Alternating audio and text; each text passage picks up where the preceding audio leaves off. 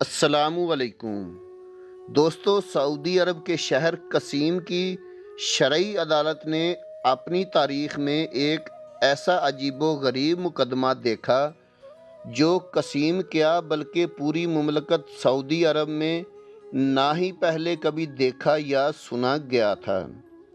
دوستو، ہم آئے دن خاندانی اختلافات، قطع رحمی اور اناد کی بینٹ چڑھنے والے افسوسناک واقعات اور دلوں کو لرزا دینے والے واقعات کی تفصیلات تو پڑھتے، سنتے اور دیکھتے ہی رہتے ہیں، مگر صلہ رحمی کی بنیاد پر بننے والے اس مقدمے کی تفاصیل سنیے اور اس سچے واقعہ کو کسوٹی بنا کر اپنے آپ کو یا اپنے گرد و نواح میں وقوع پذیر ہونے والے حالات و واقعات کو پرکھیے گا ضرور۔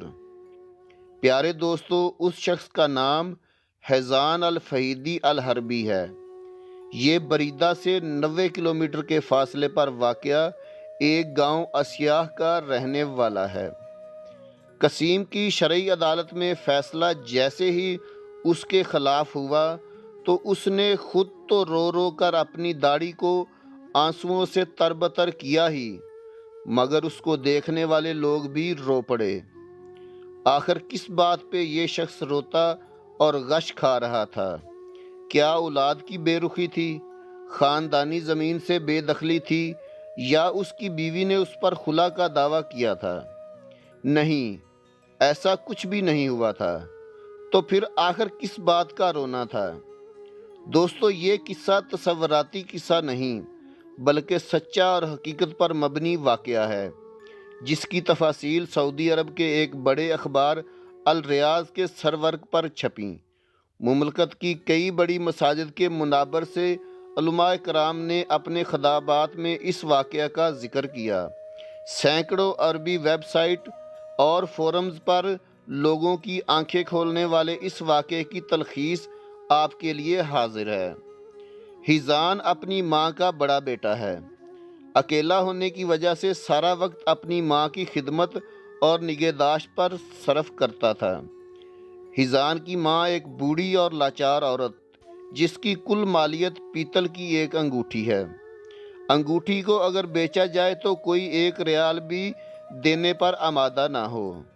سب کچھ ٹھیک چل رہا تھا کہ ایک دن دوسرے شہر سے حیزان کے چھوٹے بھائی نے آ کر مطالبہ کر ڈالا کہ میں ماں کو ساتھ لے جانا چاہتا ہوں تاکہ وہ شہر میں میرے خاندان کے ساتھ رہ سکے۔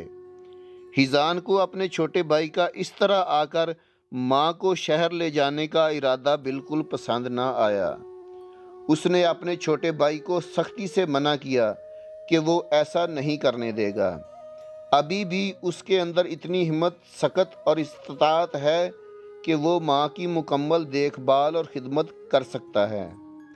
دونوں بھائیوں کے درمیان تو تکار زیادہ بڑھی تو انہوں نے معاملہ عدالت میں لے جانے کا فیصلہ کیا، مگر معاملہ عدالت میں جا کر بھی جوں کا توں ہی رہا۔ دونوں بھائی اپنے اپنے موقف سے دستبردار ہونے پر آمادہ نہیں تھے۔ عدالت پیشیوں پر پیشیاں دیتی رہی تاکہ دونوں بھائی کسی حتمی نتیجے پر پہنچ سکیں، مگر یہ سب کچھ بے سود رہا۔ مقدمے کی طوالت سے تنگ آ کر قاضی نے آئندہ پیشی پر دونوں کو اپنی ماں کو ساتھ لے کر آنے کو کہا تاکہ وہ ان کی ماں سے رائے لے سکے کہ وہ کس کے ساتھ رہنا پسند کرے گی۔ اگلی پیشی پہ یہ دونوں بھائی اپنی ماں کو ساتھ لے کر آئے۔ ان کی ماں کیا تھی؟ محض ہڈیوں کا ایک ڈھانچہ جس کا وزن مشکل سے 20-25 کلو سے زیادہ نہیں تھا۔ قاضی نے ماں سے پوچھا کہ کیا وہ جانتی ہے کہ اس کے دونوں بیٹوں کے درمیان اس کی خدمت اور نگہداشت کے لیے تنازعہ چل رہا ہے۔ دونوں چاہتے ہیں کہ وہ اسے اپنے پاس رکھیں۔ ایسی صورتحال میں وہ کس کے پاس جا کر رہنا پسند کرے گی؟ ماں نے کہا کہ ہاں، میں جانتی ہوں، مگر میرے لیے کسی ایک کے ساتھ جا کر رہنے کا فیصلہ کرنا بہت ہی مشکل ہے۔ اگر حیزان میری ایک آنکھ کی مانند ہے تو اس کا چھوٹا بھائی میری دوسری آنکھ ہے۔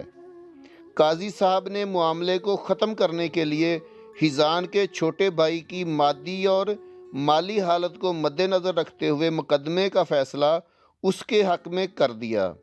जी हाँ दोस्तों, यही वजह थी कि हिज़ान के इस तरह दाड़े मार मार कर रोने की। कितने कीमती थे हिज़ान के ये आंसू, हसरत के आंसू, कि वो अपनी माँ की खिदमत करने पर कादर क्यों नहीं माना गया। इतना उम्र रसीदा होने के बावजूद भी माँ की खिदमत करने की सआदत हासिल करने के लिए ये जिद्दोजहद। शायद बात हिज़ान की नहीं, बात तो उन वालिदैन की है जिन्होंने हिज़ान जैसे लोगों की तरबियत की और उन्हें वालिदैन की अहमियत और अज़मत का दर्स दिया।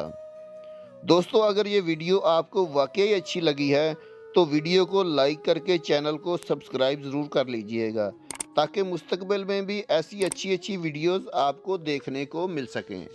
अल्लाह हाफिज़।